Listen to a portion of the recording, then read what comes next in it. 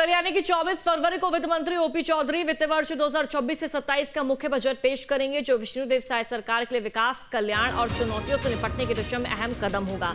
तो वहीं बजट पेश होने से पहले बिलासपुर में न्यूज स्टेट ने जानी लोगों की राय।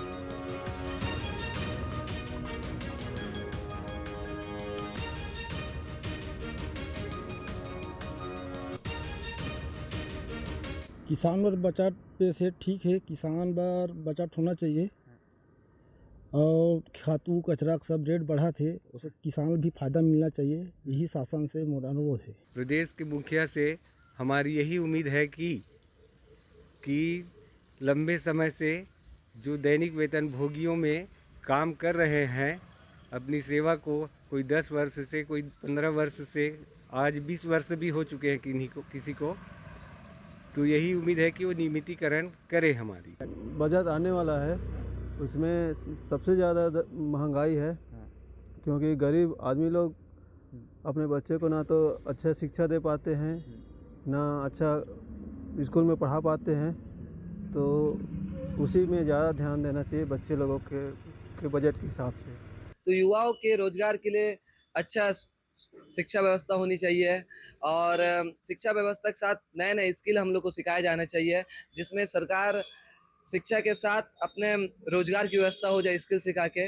बस इन्हीं मुद्दों पे ध्यान देना चाहिए। तो छत्तीसगढ़ बजट पेश होने वाला है, उनमें आम आदमी ला सुविधा बहुत हद के रखे मतलब देना चाहिए बजट ला। और मेन चीज़ हमारे जो धमतरी सिटी है थोड़ा बेहतर सुधार करे बाद जगह जगह सुविधा होना चाहिए। जैसे लाइट की सुविधा रात में चलने पर बहुत दिक्कत आते हैं, अंधेला होता है, गाय गरू रहते वहाँ गाड़ी में घुसने डर रहते और एक्सीडेंट से भी बचत हुई है। बजट को लेकर इस बार युवाओं में खासी उम्मीद है। जिस प्रकार से सरकार ने चुनावी घोषणा पत्र में 57,000 शिक्षक भर्ती की जो घोषणा किए थे, उसको लेकर इस बार बजट में आशा है कि वो 57,000 पद स्वीकृत किए जाए। साथ ही साथ इसके स्वास्थ्य विभाग में भी बहुत सारे पद खाली है, पुलिस विभाग में भी और विभिन्न विभागों में पद खाली है, उसको इस बजट में शामिल किया जाए और युवाओं को मौका दिया जाए। छत्तीसगढ़ के बजट से बहुत ज़्यादा उम्मीदें हैं, क्योंकि जो सीएम साहब है उनके जो योजनाएं हैं उनकी स्टार्टअप इंडिया के लिए, युवाओं को रोज़गार के लिए, टैक्स में फ्लेम में लोगों को राहत देने के लिए, ठीक, इन सभी में उनको निवेश करना चाहिए। और ख़ासकर जो स्वास्थ्य का क्षेत्र है उस पर उन्हें विशेष ध्यान देना चाहिए। निश्चित रूप से वर्तमान में जो सरकार है वो हर स्तर पर एक अच्छा कार्य करने का प्रयास तो कर रही है, परंतु जो बजट आने वाला है उसमें युवाओं की अपेक्षा ऐसी हो सकती है कि जो युवाओं के लिए जैसे स्टार्टअप से रिलेटेड है, कुछ योजनाएं चल रही थी, परंतु वर्तमान समय में उसकी स्थिति ठीक नहीं है, उसमें सुधार होना चाहिए। बहुत से क्षेत्रों में महाविद्यालयों की घोषणा तो हो गई है, महाविद्यालय खुल भी गए हैं, परंतु वहाँ शिक्षक नहीं है। तो ऐसे स्थानों में शिक्षक पूर्ति के लिए एक विशेष ध्यान देना चाहिए।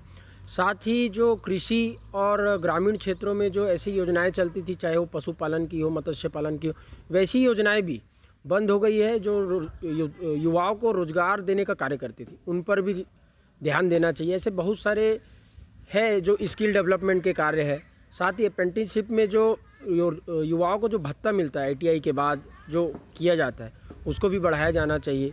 ऐसे बहुत सारे कार्य हैं जो युवा अपेक्षा करते हैं कि इस बजट में उनको मिले। साथ ही विद्यार्थियों को पहले लैपटॉप और टैब ऐसे जो वितरण होता था, जिनसे उनको शिक्षा में एक अच्छी सुविधा प्राप्त होती है। और वर्तमान परिदृश्य में एआई और ऐसे बहुत सारे टेक्नोलॉजी आ गए हैं, जिसके कारण शिक्षा और भी सहज तो हो ही गया है, परंतु साधन ना होने के कारण उसका सुगम जो उपयोग है वो हो नहीं पा रहा है। तो सरकार ने ये भी एक प्रयास करना चाहिए कि पहले जैसे युवाओं को, विद्यार्थियों को टैब और लैपटॉप मिलता था, वो फिर से चालू किया जाना चाहिए।